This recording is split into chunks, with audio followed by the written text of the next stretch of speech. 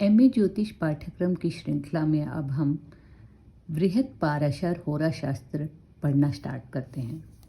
ये आचार्य पंडित सीताराम झा द्वारा संपादित वृहत पाराशर होरा शास्त्र की बुक है और हम इसका आज 35वां अध्याय पढ़ेंगे, योगकार का अध्याय। अथ योगकार का अध्याय। पाराशर उवाच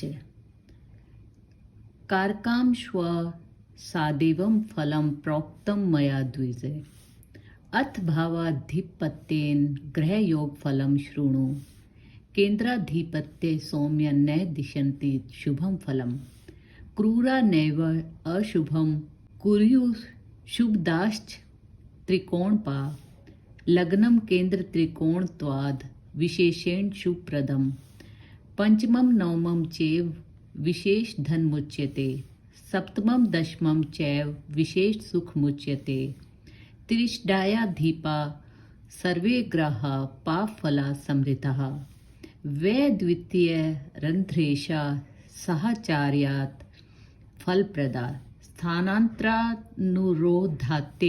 प्रबलाश्चो तरोत्तरम् तत्र भाग्यवैवेश त्वाद्रन्ध्रेशो न शुप्रदे त्रिमदायाधिपत्ये अथो कोणपत्वे तु स्थत्फले उक्तेष्वेषु बलियोगो निर्बलस्य प्रभादके न रंध्रे शत्वदोषो अत्र सूर्याचंद्रमसोर भवेत्। हे मैत्रेय, मैंने कारकांश से फल कहा है, अब भावों के आधिपत्य से ग्रहों का फल कहता हूं, सुनो। यदि स्वाभाविक शुभ ग्रह केंद्र का स्वामी होते हैं तो वे अपने शुभ फल को नहीं देते हैं, और स्वाभाविक क्रूर ग्रह रवि शनि मंगल यदि केंद्रपति होते हैं तो पाप फल को नहीं देते हैं, और ये सब पाप या शुभ ग्रह यदि त्रिकोणपति होते हैं तो शुभ फल को ही देते हैं।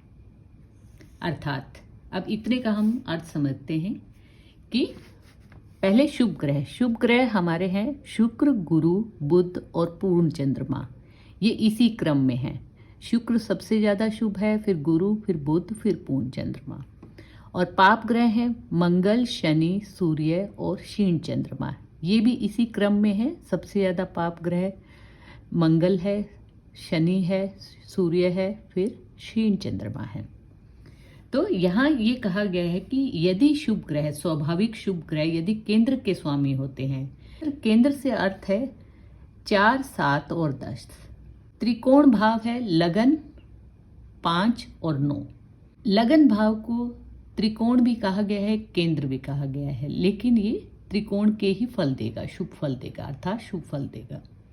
तो यहाँ यह कहा गया है कि यदि शुभ ग्रह या अशुभ ग्रह केंद्र के स्वामी होते हैं तो वो अपना शुभ या अशुभ फल नहीं देते, अर्थात वे निष्फल हो जाते हैं। आगे बढ़ते हैं।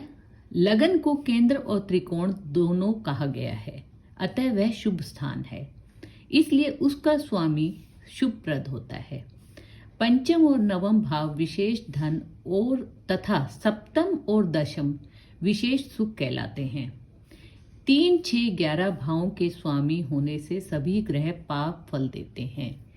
3, 6, 11 भावों के स्वामी होने से सभी पाप फल देते हैं। इस तरह आगे है 2, 12, 8।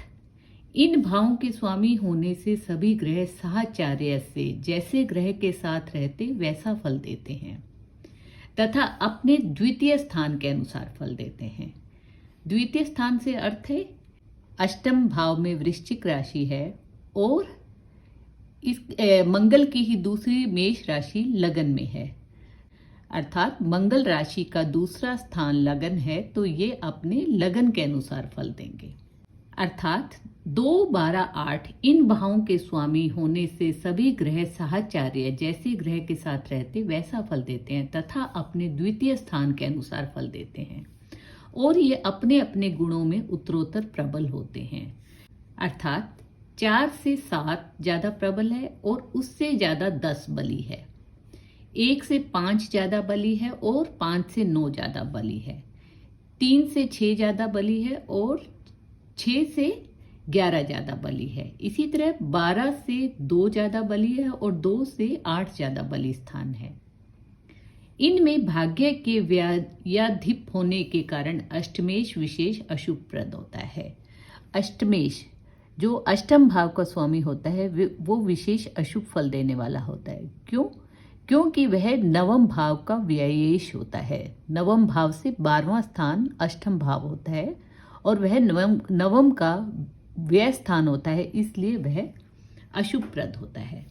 और यदि वह अष्टमेश 3, 7 या 11 भाव का भी स्वामी हो तो विशेष अशुभ, और त्रिकोण 1, 5, 9 का भी स्वामी हो तो भी अशुभ फल को पाता है।